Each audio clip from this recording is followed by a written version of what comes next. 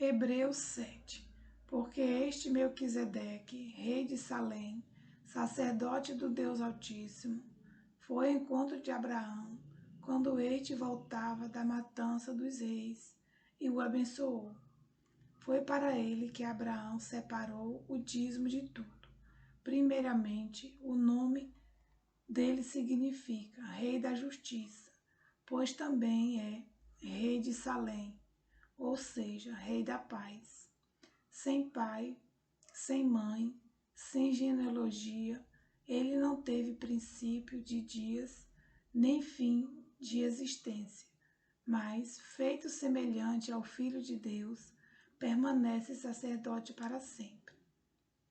Vejam como era grande esse a quem Abraão, o patriarca, pagou o dízimo tirando dos melhores despojos. Ora, os que dentre os filhos de Levi recebem o sacerdócio têm ordem, de acordo com a lei, de recolher o dízimo do povo, ou seja, dos seus irmãos, embora estes sejam descendentes de Abraão. Entretanto, aquele cuja genealogia não se inclui entre os filhos de Levi, recebeu dízimo de Abraão e abençoou aquele que havia recebido as promessas. Evidentemente, não há dúvida de que o inferior é abençoado pelo superior. Aliás, aqui os que recebem dízimos são homens mortais, porém, ali o dízimo foi recebido por aquele de quem se certifica que vive. E por assim dizer, também Levi, que recebe dízimo, pagou-os na pessoa de Abraão, porque Levi, por assim dizer, já estava no corpo de seu pai Abraão, quando Melquisedeque foi ao encontro deste. Portanto, se a perfeição fosse possível por meio do sacerdócio levítico, pois foi com base nele que o povo recebeu a lei, que necessidade haveria ainda de que se levantasse outro sacerdote, segundo a ordem de Melquisedeque, e não segundo a ordem de Abraão.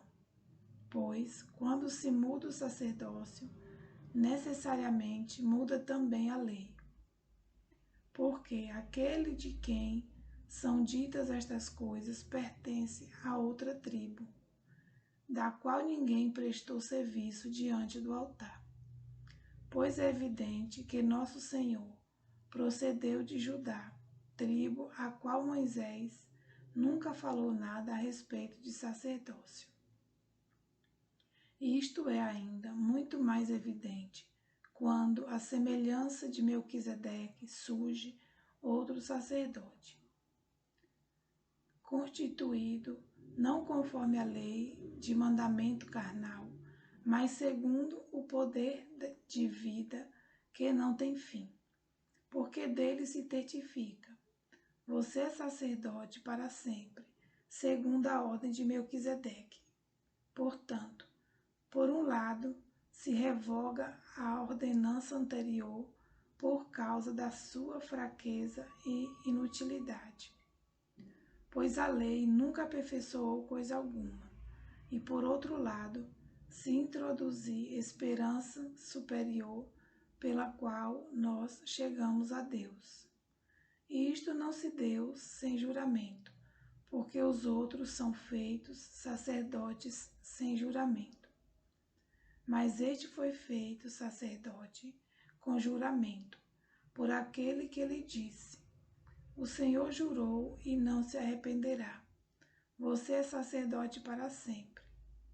Por isso mesmo, Jesus se tornou o fiador de superior aliança. Ora, os outros são feitos sacerdotes em maior número, porque a morte os impede de continuar. Jesus, no entanto, porque continua para sempre, tem o seu sacerdócio imutável. Por isso, também pode salvar totalmente os que por ele se aproximam de Deus, vivendo sempre para interceder por eles.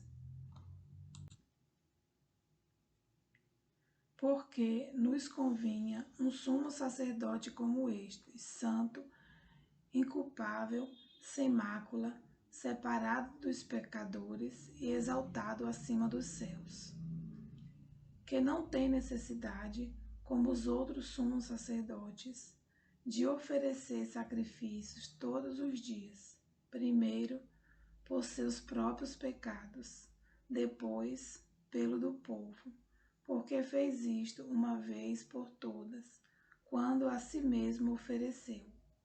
Porque a lei constitui homens sujeitos a fraquezas como sumos sacerdotes, mas a palavra do juramento, que foi posterior à lei, constituiu o Filho perfeito para sempre.